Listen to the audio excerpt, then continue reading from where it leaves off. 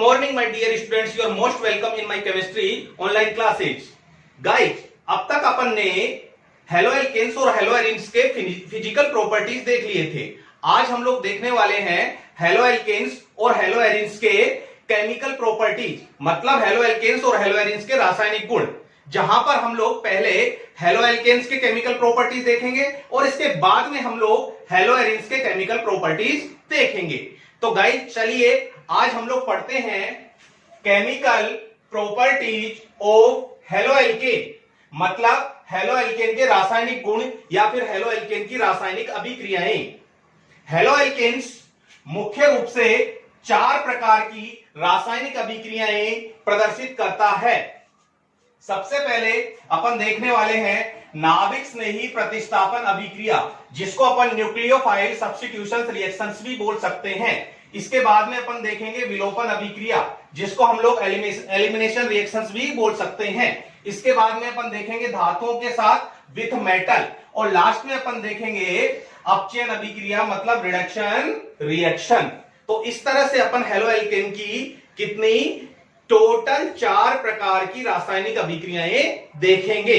तो आज हम लोग सबसे पहली रासायनिक अभिक्रिया देखते हैं स्नेही प्रतिस्थापन अभिक्रिया, यानी कि न्यूक्लियोफाइल सब्स्टिट्यूशन रिएक्शंस को पढ़ने वाले हैं। और यहां पर इस अभिक्रिया की जो कहानी है वो अभिक्रिया का नाम ही कह देता है। एक बार जरा मेरे साथ चलिए, नाभिक स्नेही प्रतिस्थापन अभिक्रिया, मतलब प्रतिस्थापन होगा किसका? नाभिक स्नेही का। और पता है तुम्हें कि प्रतिस्थापन समान स्पीशीज के द्वारा होता है, तो प्रतिस्थापन किसका हो रहा है? नाभिक स्नेही का। और नाभिक स्नेही का प्रतिस्थापन किसके द्वारा होगा? नाभिक स्नेही के द्वारा ही होगा। तो नाभिक स्नेही प्रतिस्थापन अभिक्रिया में अपन क्या देखते हैं कि स्ट्रॉन्ग नाभिक स्नेही वीक नाभिक स्नेही का, मतलब स्ट्रॉन्ग न्यूक्लियोफाइल वीक न्यूक्लियोफाइल को सब्स्टिट्यूट यानी कि प्रतिस्थापित कर देता है। इस अभिक्रिया को समझने के लिए अपन हेलो एल्केन के बॉन्ड को समझते हैं। तो हेलो एल्केन गाइस क्या होता है? RX, और R का मतलब क्या होता है? कोई भी एल्किल समूह, जैसे कि Maithil, ethyl, propyl, butyl, pentyl, ठीक है, ये सब क्या है? एल्किल समूह है। एल्किल समूह में ये जो हेलोजन है, बताइए किससे जुड़ा होता है? कार्बन से जुड़ा होता है। ओके, और बताओ अगर यहां से बॉन्ड टूटे, बंद को समझा रहा हूं, CX बंद को समझना ताकि अभिक्रिया समझ सको तुम लोग। अगर यहां से बॉन्ड टूटता है तो बताइए बॉन्ड के इलेक्ट्रॉन किसकी ओर जाएंगे? बड़ी सिंपल सी बात है कि जिसकी इलेक्ट्रोनेगेटिविटी ज्यादा होगी उसकी तरफ इलेक्ट्रॉन चले जाएंगे। बताओ किसकी इलेक्ट्रोनेगेटिविटी ज्यादा है? बताइए, हेलोजन परमाणु की। तो बताओ हेलोजन परमाणु की तरफ इलेक्ट्रॉन चले गए, तो यहां पे नेगेटिव चार्ज और यहां पर पॉजिटिव चार्ज आ गया है। ठीक है, अब क्या होगा कि जो स्ट्रॉन्ग नाभिक स्नेही है, अच्छा मैं नाभिक स्नेही को Nu- से प्रेजेंट कर सकता हूं, दिखा सकता हूं, ठीक है। और ये स्ट्रॉन्ग न्यूक्लियोफाइल है, जबकि अपने हेलो एल्केन के अंदर हैलाइड के ऊपर चूंकि नेगेटिव चार्ज आ चुका है, तो ये भी एक न्यूक्लियोफाइल है जो कि वीक न्यूक्लियोफाइल है। अब ये स्ट्रॉन्ग न्यूक्लियोफाइल क्या करेगा? इस वीक न्यूक्लियोफाइल को सब्स्टिट्यूट कर देगा, और अगर कर देगा तो बताइए इस कार्बन के साथ कौन अटैच हो जाएगा? जो स्ट्रॉन्ग न्यूक्लियोफाइल था, और यहां से कौन निकल जाएगा? कौन हट जाएगा? जो वीक न्यूक्लियोफाइल था।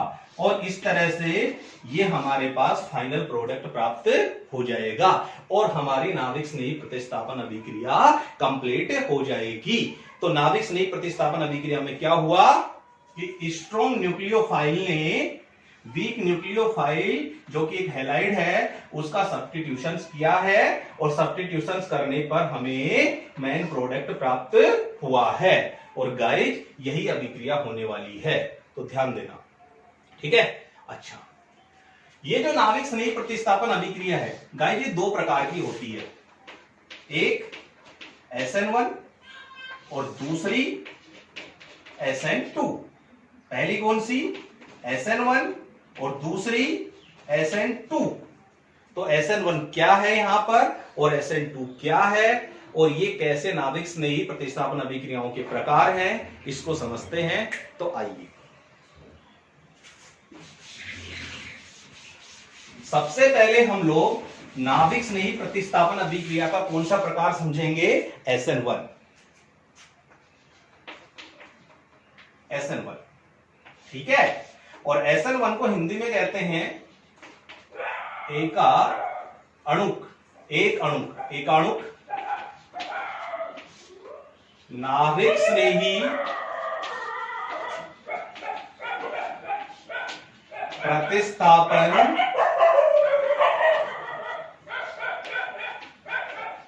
अभिक्रिया। ठीक है, तो पहली अभिक्रिया नाभिक स्नेही प्रतिस्थापन अभिक्रिया का पहला रूप है SN1, जिसको हम लोग हिंदी में क्या कह सकते हैं, एकाणुक नाभिक स्नेही प्रतिस्थापन अभिक्रिया। गाइस, इसके नाम के पीछे भी कुछ रहस्य छिपा हुआ है जो अभी खुलने वाला है। ठीक है, अच्छा, इस नाम को, इस अभिक्रिया को समझते हैं अपन एक एग्जांपल से, तो थोड़ा सा ध्यान देना और समझना, क्योंकि ये SN1 और SN2 इतनी ज्यादा इंपॉर्टेंट है ना कि अब तक हेलो एल्केन्स और हेलो एरिन्स में से जितने भी राजस्थान बोर्ड के अंदर क्वेश्चन पूछे गए हैं, मैक्सिमम क्वेश्चंस यहां से उठाए गए हैं, SN1 और SN2 से। तो थोड़ा ध्यान से समझिएगा। और यहां तक कि कॉम्पिटिटिव एग्जाम जो नीट और IIT के एग्जाम्स होते हैं, उनके अंदर भी इससे बहुत सारे क्वेश्चंस बनते हैं। वो बाद में बताऊंगा कि कैसे बनते हैं, तो थोड़ा ध्यान दीजिएगा। यहां पर मैं एक एग्जाम्पल लिखता हूं, जैसे मैं गाइस यहां पे ले लेता हूं 3 degree halo alkane. 3 degree halo alkane, 3 degree halo alkane का मतलब क्या है? 3 डिग्री हेलो एल्केन का मतलब है, जो कि मैंने तुम्हें क्लासिफिकेशन में समझा दिया है, कि हेलोजन परमाणु 3 डिग्री कार्बन से जुड़ा होता है। तो देखो, हेलोजन परमाणु 3 डिग्री कार्बन से जुड़ा है, यह है एक 3 डिग्री हेलो एल्केन, ध्यान से समझना। ठीक है, और इसकी क्रिया करवा देता हूं मैं एक रिएजेंट यानी कि अभिकर्मक से करवा देता हूं, आक्रमणकारी अभिकर्मक से, और वो है मेरे पास HOH यानी कि जलकाणु ले लेता हूं मैं, और कोई भी ले सकता हूं, KOH वगैरह, तो मैं जलकाणु ले सकता हूं HOH।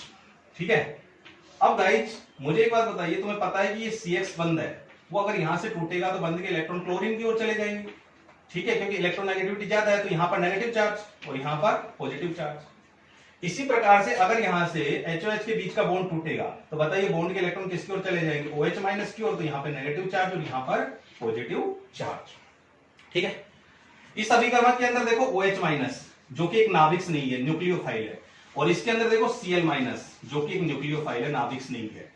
स्ट्रॉन्ग नाभिक स्नेही ये है, वीक नाभिक स्नेही ये है। इस स्ट्रॉन्ग नाभिक स्नेही ने इस वीक नाभिक स्नेही का क्या कर दिया, प्रतिस्थापन कर दिया। ठीक है, अब इसने इसका प्रतिस्थापन किया तो देखो क्या बनेगा,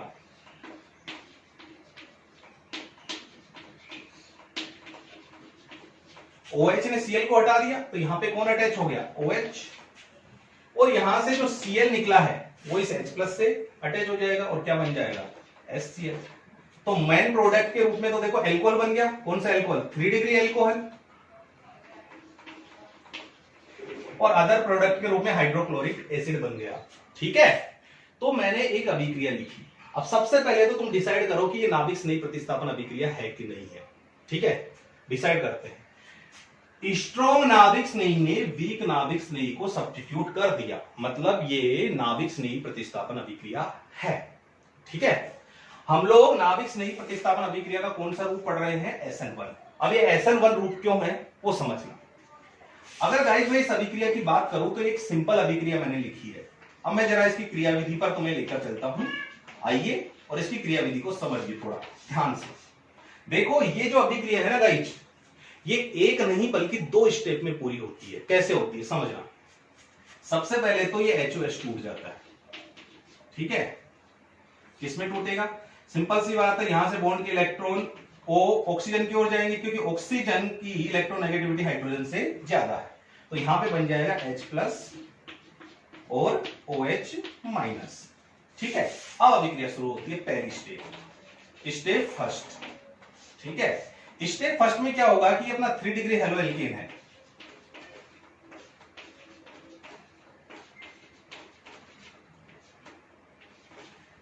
इस 3 डिग्री हेलो एल्केन के संपर्क में कौन आएगा, ये OH माइनस यानी कि स्ट्रॉन्ग नाभिक स्नेही। और जैसे ये स्ट्रॉन्ग नाभिक स्नेही इसके संपर्क में आता है तो संपर्क मात्र में आने से ही यहां से इसका बॉन्ड टूट जाता है। और अगर यहां से इसका बॉन्ड टूटेगा तो गाइस बताइए बॉन्ड के इलेक्ट्रॉन किसकी ओर जाएंगे, जिसकी इलेक्ट्रोनेगेटिविटी ज्यादा है। किसकी इलेक्ट्रोनेगेटिविटी ज्यादा है, यहां पर क्लोरीन की, तो बॉन्ड के इलेक्ट्रॉन इधर चले जाएंगे। ठीक है, अगर बॉन्ड के इलेक्ट्रॉन इधर चले जाते हैं तो देखो क्या सिचुएशन आती है हमारे सामने, CH3, ये CH3, ये CH3। ठीक है, और ये यहां से चूंकि इधर चले गए तो इस पर नेगेटिव चार्ज और इस पर पॉजिटिव चार्ज, तो कार्बन पर तो क्या आ गया पॉजिटिव चार्ज और इस Cl माइनस पर क्या आ गया नेगेटिव चार्ज। ओके, तो इस तरह से हमें ये प्रोडक्ट अभी प्राप्त हुआ है पहले स्टेप में। अभी OH माइनस अटैच नहीं हुआ है, ठीक है। इसको हम क्या कहेंगे, ध्यान से देखो, कार्बन के ऊपर धनावेश है और हर वो स्पीसीज जिसमें कार्बन के ऊपर केटायन या धनावेश होता है उसको अपन क्या कहते हैं, कार्बोकेटायन, ठीक है। तो ये हमें क्या प्राप्त हो गया, कार्बोकेटायन प्राप्त हो गया। कार्बोकेटायन कह दो या कार्बोधनायन कह दो, ठीक है। और गाइस बताइए कैसा डिग्री कार्बोकेटायन है, तो धनावेश बताओ 3 डिग्री कार्बन पर है, इसलिए 3 डिग्री कार्बोकेटायन है। ओके, तो ये पहली स्टेप हो गई। अगले स्टेप में क्या होता है गाइस, ध्यान देना, स्टेप सेकंड में क्या होता है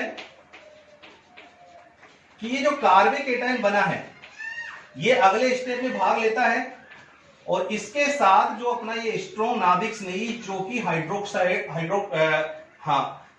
आयन था वो इसके साथ अटैच हो जाता है, ठीक है। ये अगर इसके साथ अटैच होगा तो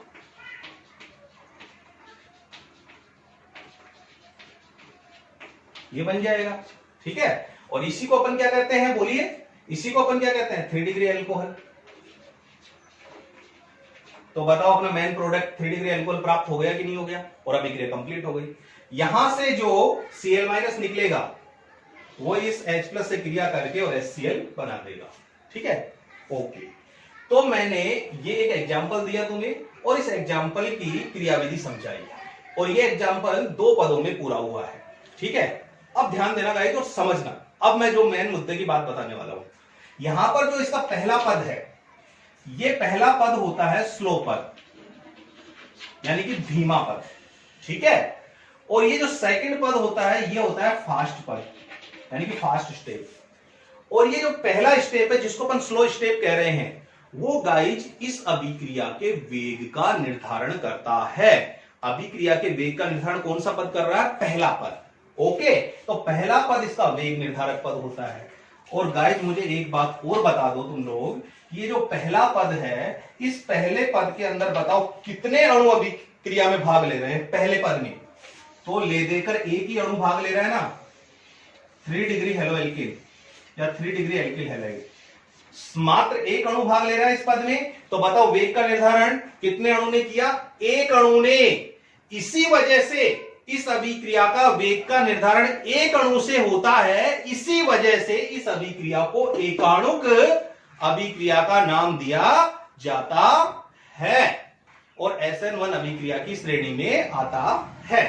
तो बताइए SN1 अभिक्रिया, सबसे पहले तो ये नाभिक स्नेही प्रतिस्थापन अभिक्रिया है क्योंकि नाभिक स्नेही ने नाभिक स्नेही का प्रतिस्थापन किया। यहां पर भी देख लो, यहां से अभिक्रिया शुरू हुई थी, यहां पे लास्ट प्रोडक्ट बना था तो Cl की जगह कौन आ गया, OH। Cl माइनस की जगह कौन आ गया, OH माइनस, यानी कि OH माइनस भी एक नाभिक स्नेही है और Cl माइनस भी एक नाभिक स्नेही है। तो अंत में नाभिक स्नेही ने नाभिक स्नेही को हटाकर उसकी जगह ले ली, तो नाभिक स्नेही प्रतिस्थापन हो गया। और इस नाभिक स्नेही प्रतिस्थापन अभिक्रिया में वेग का निर्धारण कितने अणुओं ने किया है, एक अणु ने किया है। इस वजह से इस अभिक्रिया को एकाणुक नाभिक स्नेही प्रतिस्थापन अभिक्रिया का नाम दिया गया है। ओके, अब अगर तुमसे कोई पूछे कि एकाणुक नाभिक स्नेही प्रतिस्थापन अभिक्रिया बताइए कितने पदों में पूरी होती है, तुम्हारा सिंपल सा जवाब होगा कि 2 पदों में पूरी होती है। जहां पहला पद स्लो पद यानी कि धीमा पद होता है और वहां अभिक्रिया के वेग का निर्धारण करता है, ठीक है। और वेग निर्धारण पद में मात्र एक अणु भाग लेता है, इस वजह से इस अभिक्रिया को एकाणुक नाभिक स्नेही प्रतिस्थापन अभिक्रिया भी कहते हैं। ओके, आगे अगर इसकी थ्योरी बोलना चाहो तो क्या बोल सकते हो कि प्रथम पद में अच्छा ये 3 डिग्री कार्बोकेटायन प्राप्त हुआ है जिससे अपनी सेकंड स्टेप शुरू हुई है, तो इसको अपन क्या कह सकते हैं, मध्यवर्ती स्पीसीज। मध्यवर्ती स्पीसीज, तो हम लोग क्या कह सकते हैं कि प्रथम पद में हमें क्या प्राप्त होता है, मध्यवर्ती स्पीसीज के रूप में कार्बोकेटायन प्राप्त होता है और सेकंड स्टेप में इस कार्बोकेटायन से स्ट्रॉन्ग नाभिक स्नेही अटैच होकर फाइनल प्रोडक्ट बनाता है, ठीक है। और इस तरह से ये SN1 नाभिक स्नेही प्रतिस्थापन अभिक्रिया कंप्लीट होती है। इसका त्रिविम रसायन भी मैं तुम्हें समझाऊंगा, लेकिन ये मैं तुम्हें 16वें चैप्टर जिसका नाम ही क्या है त्रिविम रसायन, उसके अंदर समझाऊंगा कि कैसे SN1 अभिक्रिया से रेसेमिक मिश्रण भी प्राप्त हो सकता है। अब ये रेसेमिक मिश्रण क्या होता है क्या नहीं होता है वो बाद में बात करेंगे, ठीक है। तो एक बार फिर से बोल देता हूं मैं, SN1 अभिक्रिया कितने पदों में पूरी होती है? 2 पदों में पूरी होती है। पहला पद क्या होता है? वेग निर्धारक पद होता है, जिसमें एक अणु यानी कि हेलो एल्केन भाग लेता है, इस वजह से इसको एक अणु नाभिक स्नेह प्रतिस्थापन अभिक्रिया भी कहते हैं। प्रथम पद में मध्यवर्ती के रूप में हमें कार्बोकेटायन प्राप्त होता है, और सेकंड पद में ये कार्बोकेटायन स्ट्रॉन्ग नाभिक स्नेह से अटैच होकर फाइनल प्रोडक्ट बनाता है। ओके, ठीक है। अब गाइस यहां पर बोर्ड के अंदर एक बहुत ही मजेदार क्वेश्चन पूछा जाता है, ध्यान देना उस पर, ठीक है। वो क्वेश्चन क्या है सुनो, कि ये जो SN1 रिएक्शन है ना अपनी, ये सबसे ज्यादा क्रियाशील होती है 3 डिग्री हेलो एल्केनों में। सबसे ज्यादा क्रियाशील किसमें होती है? 3 डिग्री हेलो एल्केनों में, यानी कि सबसे तेजी से 3 डिग्री हेलो एल्केनों में SN1 अभिक्रिया संपन्न होती है। उसके बाद में 2 डिग्री हेलो एल्केनों में, और फाइनली संपन्न होती है फिर 1 डिग्री हेलो एल्केनों में। तो गाइस अपना क्वेश्चन यही है कि SN1 अभिक्रिया 3 डिग्री हेलो एल्केनों में सबसे ज्यादा क्रियाशील व 1 डिग्री हेलो एल्केनों में सबसे कम क्रियाशील, या फिर मैं क्या बोलूं कि न के बराबर क्रियाशील होती है, ऐसा क्यों? ठीक है, तो इसका आंसर अपन देंगे, ठीक है, और बहुत अच्छे से देंगे। तो आइए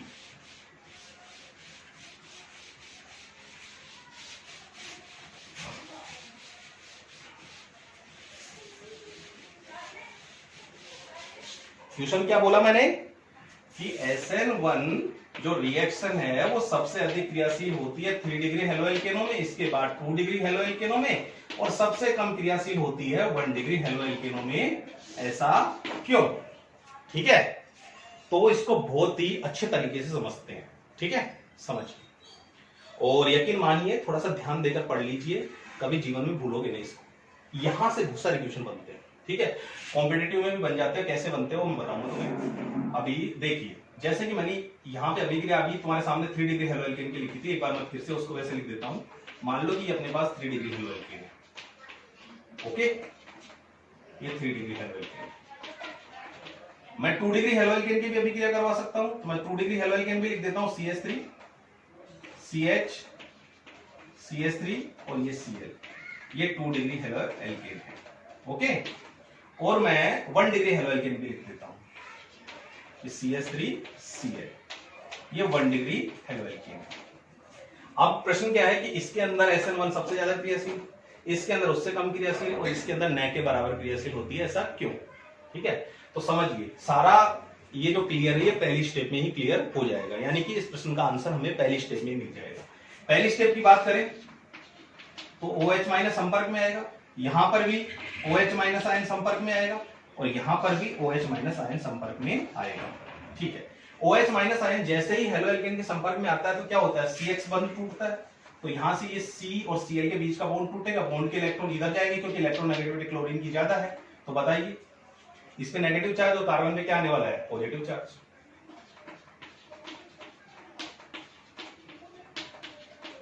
देखिए यहां पे तो पॉजिटिव चार्ज आ गया, ओके, और यहां पे आ गया है नेगेटिव चार्ज, ओके, पहली स्टेप कंप्लीट। यहां पे क्या बना है, कार्बोकेटायन या कार्बोकेटायन, ओके। और कैसा कार्बोकेटायन है, देखो जो पॉजिटिव चार्ज है वो 3 डिग्री कार्बन पर है। 3 डिग्री कार्बन का मतलब समझते ही हो, ये कार्बन डायरेक्ट 3 कार्बनों से जुड़ा है, तो ये 3 डिग्री कार्बोकेटायन हो गया। यहां पर भी देखो पहले स्टेप में क्या होगा, यहां से बॉन्ड टूटेगा, बॉन्ड के इलेक्ट्रॉन क्लोरीन की ओर जाएंगे, तो यहां पे नेगेटिव चार्ज और यहां पे पॉजिटिव चार्ज, ये और ये CH3, और यहां पे क्या आ गया, पॉजिटिव चार्ज और ये नेगेटिव चार्ज क्लोरीन पर। अब ये भी क्या बना है, कार्बोकेटायन। कार्बोकेटायन क्या होता है, हर वो स्पीसीज जिस पर पॉजिटिव चार्ज कार्बन पर उपस्थित हो, तो इसमें भी पॉजिटिव चार्ज कार्बन पर उपस्थित है, तो ये भी क्या हो गई, कार्बोकेटायन। लेकिन कैसे कार्बोकेटायन हुई, जो पॉजिटिव चार्ज है वो 2 डिग्री कार्बन पर उपस्थित है, ये कार्बन 1 और 2 कार्बन से जुड़ा है, तो ये 2 डिग्री कार्बोकेटायन बन गया। और यहां पर देखो कि यहां से बॉन्ड टूटेगा तो बॉन्ड के इलेक्ट्रॉन इधर आएंगे, तो बताओ यहां पे आ गया पॉजिटिव चार्ज और यहां पे क्या आ गया, नेगेटिव चार्ज, तो ये 1 डिग्री कार्बोकेटायन, या सुपर डिग्री भी कह सकते हो, लेकिन सुपर डिग्री को अपन 1 डिग्री में ही शामिल करते हैं, तो ये 1 डिग्री कार्बोकेटायन। तो अगर मैं SN1 अभिक्रिया 3 डिग्री हेलो एल्केन की या 2 डिग्री हेलो एल्केन की या 1 डिग्री हेलो एल्केन की करवाता हूं, तो मुझे पहली स्टेप में क्रम से क्या प्राप्त होता है, 3 डिग्री से 3 डिग्री कार्बोकेटायन प्राप्त होता है। 2 डिग्री हेलोएल्केन की करवाता हूं तो पहली स्टेप में मध्यवर्ती के रूप में 2 डिग्री कार्बोकेटायन होता है, और अगर मैं 1 डिग्री हेलोएल्केन की करवाता हूं तो मध्यवर्ती के रूप में मुझे 1 डिग्री कार्बोकेटायन प्राप्त होता है।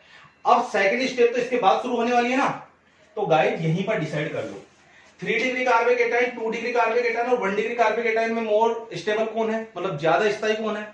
याद करो मैंने तुम्हें कार्बोकेटायन वाला टॉपिक पढ़ाया था 11th में, तो तुम्हें अच्छे से पता है कि 3 डिग्री कार्बोकेटायन सबसे ज्यादा स्थायी है, उसके बाद में 2 डिग्री कार्बोकेटायन है, और उसके बाद में सबसे कम स्थायी कौन होता है, 1 डिग्री कार्बोकेटायन। ठीक है, तो सबसे ज्यादा स्थायी कौन है, 3 डिग्री कार्बोकेटायन। तो अगले स्टेप में सबसे जल्दी क्रिया कौन करेगा, 3 डिग्री कार्बोकेटायन करेगा। ठीक है, इसीलिए अपन कह सकते हैं कि SN1 अभिक्रिया 3 डिग्री हेलोएल्केनों में सबसे ज्यादा क्रियाशील होती है। तुम्हारा आंसर क्या होगा, तुम्हारा आंसर ये होगा कि 3 डिग्री हेलोएल्केनों से, 2 डिग्री हेलोएल्केनों से और 1 डिग्री हेलोएल्केनों से प्रथम पद में यानी कि पहले स्टेप में मध्यवर्ती के रूप में क्रम से 3 डिग्री कार्बोकेटायन, 2 डिग्री कार्बोकेटायन व 1 डिग्री कार्बोकेटायन प्राप्त हो सकते हैं। इन सब के अंदर 3 डिग्री कार्बोकेटायन सबसे ज्यादा स्थायी होता है, अतः अगले पद के लिए सबसे उपयुक्त कौन होगा, 3 डिग्री कार्बोकेटायन होगा, क्योंकि ये सबसे ज्यादा स्थायी है। और यही कारण है कि SN1 अभिक्रिया सबसे ज्यादा क्रियाशील किसमें होती है, 3 डिग्री हेलोएल्केनों में होती है।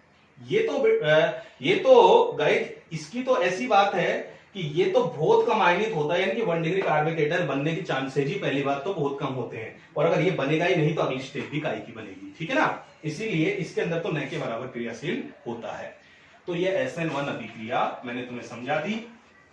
इसकी 4 बातें, 2 पद में, पहली बात यह अभिक्रिया 2 पद में होती है। दूसरी बात, पहला पद वेग निर्धारक पद होता है जिसके अंदर एक अणु भाग लेता है, इस वजह से इसको एकाणुक नाभिक स्नेही प्रतिस्थापन अभिक्रिया भी कहते हैं। तीसरी बात, पहले पद में मध्यवर्ती के रूप में कार्बोकेटायन प्राप्त होता है जो अगले पद में स्ट्रॉन्ग नाभिक स्नेही से अटैच होकर मेन प्रोडक्ट का प्रोडक्शन यानी कि उत्पादन करता है, यानी कि बनाता है। और SN1 अभिक्रिया सबसे ज्यादा क्रियाशील 3 डिग्री हेलोएल्केनों में, उसके बाद 2 डिग्री हेलोएल्केनों में, और सबसे कम क्रियाशील किसमें होती है, 1 डिग्री हेलोएल्केनों में होती है। तो आई होप कि तुम्हें ये SN1 समझ में आ गई होगी। ठीक है, और इसका जो त्रिविम रसायन है जिसमें रेशमिक मिश्रण वगैरह प्राप्त होते हैं, मैं तुम्हें 16वें चैप्टर में समझाऊंगा। अब हम लोग नाभिक स्नेही प्रतिस्थापन अभिक्रिया का दूसरा रूप यानी कि SN2 नाभिक स्नेही प्रतिस्थापन अभिक्रिया समझते हैं। और SN2 को अपन क्या कह सकते हैं हिंदी में, द्विअणुक नाभिक स्नेही प्रतिस्थापन अभिक्रिया। ठीक है, तो इसको समझते हैं। ये भी समझना, ये भी बहुत अच्छी अभिक्रिया है और यहां से भी क्वेश्चन पुटअप होते हैं। तो यहां पर देखो, मैं इसको भी एक एग्जांपल से समझाने की कोशिश करता हूं। यहां पर जैसे मैंने एक हेलोएल्केन लिखा 1 डिग्री हेलोएल्केन, जैसे कि CH3Cl। ओके, इसको अपन मेथिल क्लोराइड भी कह सकते हैं, और वैसे ये 1 डिग्री हेलोएल्केन है। और इसकी क्रिया करवा देता हूं मैं किससे, किसी नाभिक स्नेही से, HOH यानी कि जल के अणु से करवा देता हूं, कोई दिक्कत नहीं। राइट, यहां पर देखिए कि यहां से बॉन्ड ब्रेक होगा, इलेक्ट्रोनेगेटिविटी क्लोरीन की किससे ज्यादा है, कार्बन से, तो बॉन्ड के इलेक्ट्रॉन इधर, तो यहां पर नेगेटिव चार्ज और यहां पर पॉजिटिव चार्ज। और यहां से बॉन्ड ब्रेक होगा तो इलेक्ट्रोनेगेटिविटी किसकी ज्यादा, ऑक्सीजन की, तो यहां पर नेगेटिव चार्ज और यहां पर भी पॉजिटिव चार्ज। ठीक है, यहां पर OH स्ट्रॉन्ग नाभिक स्नेही है और यहां पे Cl माइनस वीक नाभिक स्नेही है। तो इस स्ट्रॉन्ग न्यूक्लियोफाइल ने इस वीक न्यूक्लियोफाइल का क्या कर दिया, सब्स्टिट्यूशंस कर दिया। अब ये इसका सब्स्टिट्यूशंस करता है तो बताइए CH3 के साथ क्या जुड़ गया, OH, और यहां से निकलने वाला Cl इस S से क्रिया कर लेगा और अदर प्रोडक्ट के रूप में क्या बना देगा, HCl बना देगा। तो ये हमारे पास क्या प्राप्त हो गया, 1 डिग्री एल्कोहल।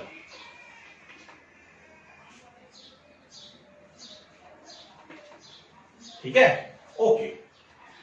अब मैंने एक सिंपल सा एग्जांपल लिखा, ठीक है, SN2 अभिक्रिया को समझाने के लिए। सबसे पहले तो ये डिसाइड करो कि प्रतिस्थापन अभिक्रिया है कि नहीं है। बिल्कुल है, क्योंकि स्ट्रॉन्ग न्यूक्लियोफाइल ने वीक न्यूक्लियोफाइल का यहाँ पे सब्स्टिट्यूशंस कर दिया है। ओके, अब इसकी मैं मैकेनिज्म समझाता हूं और वो मैकेनिज्म ही डिसाइड करेगी इसके SN2 को। ठीक है, इसकी क्रियाविधि देखते हैं। इसको मैं थोड़ा सा खोलकर लिख देता हूं, इस 1 डिग्री एल्कोहल को 1 डिग्री हेलो एल्केन इस तरह से लिख देता हूं H, ओके, ये दूसरा H, ये तीसरा H और ये C। अच्छा, पहले वो HOH को तो तोड़ ही देता हूं मैं। ये HOH यहां से जैसे बॉन्ड टूटेगा तो बता बॉन्ड के इलेक्ट्रॉन OH की तरफ जाएंगे, तो ये H प्लस और ये OH माइनस, ओके। चलो, अब यहां पे आके कौन क्रिया करेगा गाइस, इससे ये नाभिक से OH माइनस, ठीक है। ये अभिक्रिया देखो एक ही पद में पूरी हो जाएगी। कितने पद में? एक ही पद में। तो OH माइनस आकर इस पर अटैक करना चाहेगा। तुम्हें पता है कि यहां पर ये बॉन्ड भी टूटने वाला है, ठीक है, और बॉन्ड टूटने की वजह से बॉन्ड के इलेक्ट्रॉन क्लोरीन की ओर जाने वाले हैं और क्लोरीन का प्रतिस्थापन कौन करने वाला? क्लोरीन माइनस हो जाएगा, तो ये भी नाभिक से नहीं और ये भी नाभिक से नहीं, तो OH माइनस इस Cl माइनस का प्रतिस्थापन करने वाला है। लेकिन गाइस ये OH माइनस सामने से Cl माइनस का प्रतिस्थापन नहीं करता है, बल्कि पीछे से इसका प्रतिस्थापन करता है, यानी कि ये पश्च आक्रमण करता है। कौन सा आक्रमण? पश्च आक्रमण, ठीक है, बैक अटैकर है ये, पीछे से आक्रमण करता है। तो देखो होगा क्या, इसमें कुछ क्षण के लिए एक संक्रमण अवस्था हमको प्राप्त होगी। वो संक्रमण अवस्था क्या होगी? देखो सुनो, ये H, ये H, ये वाला H और ये Cl, ठीक है, और इधर कौन जुड़ रहा है? OH। यानी कि जैसे ही OH इसके पीछे आक्रमण करता है तो उस दौरान कुछ क्षण के लिए, क्षणिक भर के लिए हमें एक ऐसी अवस्था प्राप्त होती है जिसके अंदर Cl टूट रहा होता है और OH जुड़ रहा होता है। Cl टूट रहा होता है और OH जुड़ रहा होता है। मतलब इस सिचुएशन में ना तो Cl पूरी तरह से टूटा है, ना OH पूरी तरह से जुड़ा है। ये कुछ क्षण के लिए ऐसी स्टेट हमको प्राप्त होती है और इस स्टेट को अपन कहते हैं संक्रमण अवस्था, ट्रांजिशन स्टेट।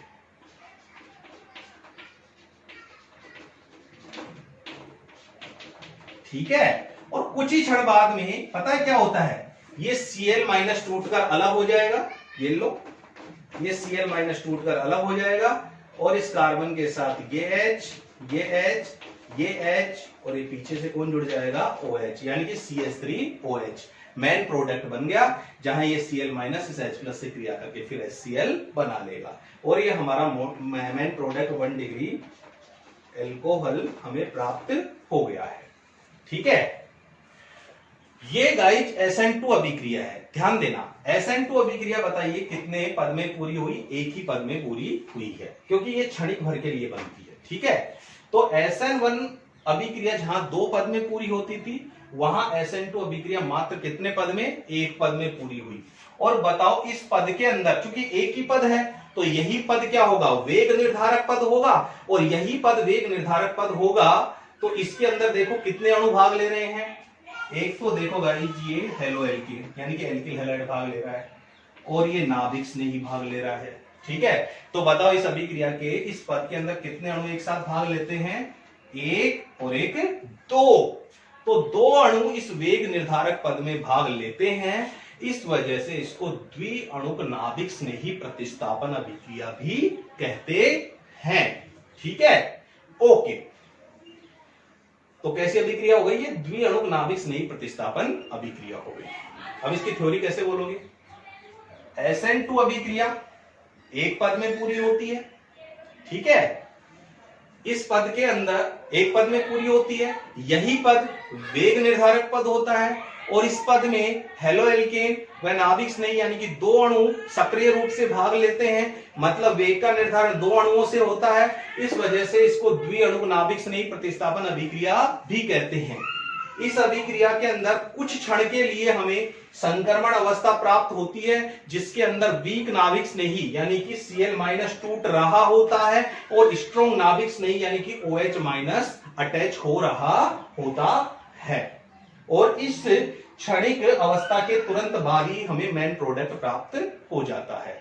गाइस यहां पर एक इंपॉर्टेंट बात और देखना, हालांकि उसको मैं त्रिम रसायन में और भी अच्छे से समझाऊंगा, कि यहां पर इस प्रोडक्ट को देखो कि यहां पर जो नाभिक नहीं है वो इस साइड में जुड़ा हुआ है और तीनों एच इधर है, जबकि कंप्लीट होने के बाद में ये प्रोडक्ट हमें प्राप्त हुआ, इसमें देखो तीनों एच इधर जुड़े हुए हैं, OH उधर जुड़ा हुआ है। तुम्हें कुछ ऐसा लग रहा है कि हम लोग बरसात के दिनों में छत्ता लेकर निकले और हवा आई और वो छत्ता पलट गया, ठीक है? तो ऐसा ही कुछ यहां से यहां हो रहा है, यानी कि इस अभिकारक से और ये प्रोडक्ट बन रहा है। उसका अगर हम लोग स्ट्रक्चर देखें तो जो नाभिक स्नेह इधर है और तीनों एच उधर है, वो यहां पर स्थिति पलट गई है, तीनों एच इधर हैं और नाभिक स्नेह इधर है। तो इसमें ये प्रोडक्ट क्या होता है, उल्टा बन जाता है और इस सिचुएशन को अपन कहते हैं प्रतिपन। क्या कहते हैं? प्रतिपन। और चूंकि इसको एक वाल्डन नामक वैज्ञानिक ने बताया था तो इसको अपन वाल्डन प्रतिपन भी कह सकते हैं। मतलब SN2 अभिक्रिया में जो प्रोडक्ट हमें फाइनली जो मेन प्रोडक्ट हमें प्राप्त होता है वो वाल्डन प्रतिपन की क्रिया से होता है या वाल्डन प्रतिपन कहलाता है। ओके गाइस, यहां पर भी वैसा ही क्वेश्चन बन सकता है जैसा SN2 के अंदर बना था। क्या कि ये जो अभिक्रिया है SN1 अभिक्रिया, अच्छा पहले तो इसका एक स्क्रीनशॉट ले लो ताकि मैं इसको मिटा दूं तो कोई दिक्कत नहीं आए। ठीक है, हो गया होगा? ओके, यहां पर भी वैसा ही क्वेश्चन बनता है क्या कि SN2 अभिक्रिया, बिल्कुल अपोजिट बात, कि SN2 अभिक्रिया सबसे ज्यादा 1 डिग्री, SN2 अभिक्रिया सबसे ज्यादा 1 डिग्री हेलोएल्केन में क्रियाशील होती है, उसके बाद 2 डिग्री हेलोएल्केन में क्रियाशील होती है और सबसे कम क्रियाशील होती है 3 डिग्री हेलोएल्केनों में। यानी कि उल्टा हो गया ना, SN2 अभिक्रिया सबसे ज्यादा क्रियाशील किसमें थी? 3 डिग्री हेलोएल्केन में, और सबसे कम क्रियाशील किसमें थी? 1 डिग्री हेलोएल्केन में, जिसका रीजन अपन देख चुके हैं, समझ चुके हैं। और यहां पर उल्टा क्वेश्चन बन रहा है कि SN2 अभिक्रिया 1 डिग्री हेलोएल्केन में सबसे ज्यादा क्रियाशील होती है और सबसे कम क्रियाशील किसमें होती है? 3 डिग्री हेलोएल्केन में, या न के बराबर होती है 3 डिग्री हेलोएल्केन में। ऐसा क्यों? चलिए सीखते, बहुत आसान है, वही मैं तुम्हें करके बताता हूं कि सबसे पहले तो ये 1 डिग्री हेलोएल्केन CH3 Cl, क्या है ये? 1 डिग्री हेलोएल्केन। एक ही स्टेज में अभिक्रिया होनी है। 2 degree haloalkane CH3 CH CH3 और Cl, ये 2 डिग्री हेलोएल्केन, और ये C CH3 CH3 और ये CH3 ये Cl, ये क्या है गाइस? 3 degree haloalkane. ठीक है, अब होता क्या है, जैसा कि तुम्हें पता है कि इस पर OH माइनस जो स्ट्रॉन्ग नाभिक नहीं है वो पश्च अटैक करता है, पश्च आक्रमण करता है। ठीक है, यहां पर भी वही बात होने वाली है, क्योंकि अभिक्रिया अगर होगी तो सब में सेम ही होगी ना, तो यहां पर भी ये पीछे से आक्रमण करेगा। ठीक है, और यहां पर भी होगी तो ये अदर जो स्ट्रॉन्ग नाभिक नहीं है वो पीछे से आक्रमण करेगा। बस यहीं पर तुम्हें आंसर मिलने वाला है, ध्यान दो गाइस। यहां पर होता क्या है कि एल्किल समूह है ना वो बड़े आकार का होता है और पश्च आक्रमण करता है कौन? जो स्ट्रॉन्ग नाभिक नहीं है उसके आक्रमण में बाधा पहुंचाने का काम करता है, यानी कि अपने आकार के कारण वो उसको रिएक्ट नहीं करने देता, उसको अटैच नहीं होने देता है। कैसे? सुनो, यहां पर कितने एल्किल समूह है? ध्यान देना, 1, ये 2 और ये 3 एल्किल समूह। ओके, यहां पर ध्यान देना गाइस, कितने एल्किल समूह है? 1 और ये 2 एल्किल समूह है। ओके, और यहां पर एक भी एल्किल, वो सॉरी, यहां पे खुद ये एल्किल, एक ही एल्किल समूह है। ठीक है, तो OH इसका खूब बड़ा आकार है, बट OH माइनस को आक्रमण करने के लिए देखो इस कार्बन पर अटैच होने के लिए चारों तरफ से, इधर से जगह मिल रही है, इधर से जगह मिल रही है, इधर से जगह मिल रही है, मतलब उसके पास जगह ही जगह OH माइनस कहीं से भी आक्रमण कर सकता है पीछे से। ओके, यहां बड़ी सरलता से आक्रमण कर सकता है। यहां पर OH माइनस देखो इधर से आक्रमण नहीं कर सकता क्योंकि यहां पे एल्किल समूह है, इधर भी एल्किल समूह है, तो इधर से भी आक्रमण नहीं कर सकता, वो इधर से बस एक साइड से आक्रमण कर सकता है। ठीक है, तो थोड़ा उसको मुश्किल आएगी आक्रमण करने में। और यहां पर देखो गाइस 3 एल्किल समूह है, 1 2 3। OH माइनस इधर जाएगा, बोले आक्रमण के लिए जगह नहीं है, इधर नहीं है, इधर नहीं है, यानी कि OH माइनस को पश्चात आक्रमण के लिए जगह ही नहीं मिलेगी। तो गाइस ध्यान दो कि जब उस OH माइनस को पश्चात आक्रमण के लिए जगह ही नहीं मिलेगी तो आक्रमण नहीं कर पाएगा, संक्रमण स्टेट प्राप्त नहीं होगी, संक्रमण स्टेट प्राप्त नहीं होगी तो मेन प्रोडक्ट प्राप्त नहीं होगा। तो इसके अंदर OH माइनस आक्रमण ही नहीं कर सकता, तो इस 3 डिग्री हेलोएल्केन के अंदर SN2 अभिक्रिया होने का सवाल ही पैदा नहीं होता है। इसके अंदर थोड़ा मुश्किल से हो जाएगा और इसके अंदर सबसे आसानी से हो जाएगा, क्योंकि OH माइनस सबसे आसानी से सबसे जल्दी आक्रमण करेगा। तो SN2 अभिक्रिया 1 डिग्री हेलोएल्केनों में सबसे ज्यादा क्रियाशील होती है। क्यों? क्योंकि OH के बैक अटैक के लिए आसानी से उसको जगह मिल जाती है, पश्चात आक्रमण आसानी से हो जाता है, कोई बाधा नहीं आती है।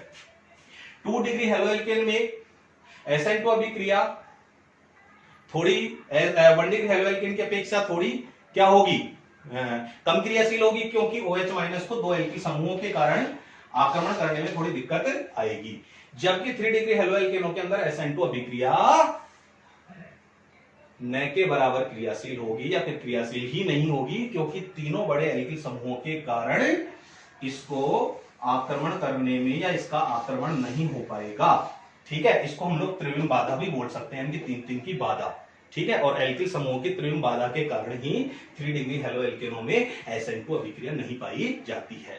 तो तुमसे डायरेक्ट ये भी पूछा जा सकता है कि 3 डिग्री हेलोएल्केनों में SN2 रिएक्शन क्यों नहीं पाई जाती है। कारण दे देना कि 3 डिग्री हेलोएल्केनों में 3 बड़े एल्किल समूहों के कारण OH माइनस का पश्चात आक्रमण नहीं हो पाता है, त्रिविम बाधा के कारण OH माइनस का पश्चात आक्रमण नहीं हो पाता है। इसी वजह से 3 डिग्री हेलोएल्केनों के अंदर SN2 अभिक्रिया नहीं हो पाती है।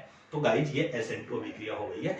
SN2 अभिक्रिया की क्या होगी थ्योरी? सबसे पहले SN2 अभिक्रिया एक पद में पूरी होती है।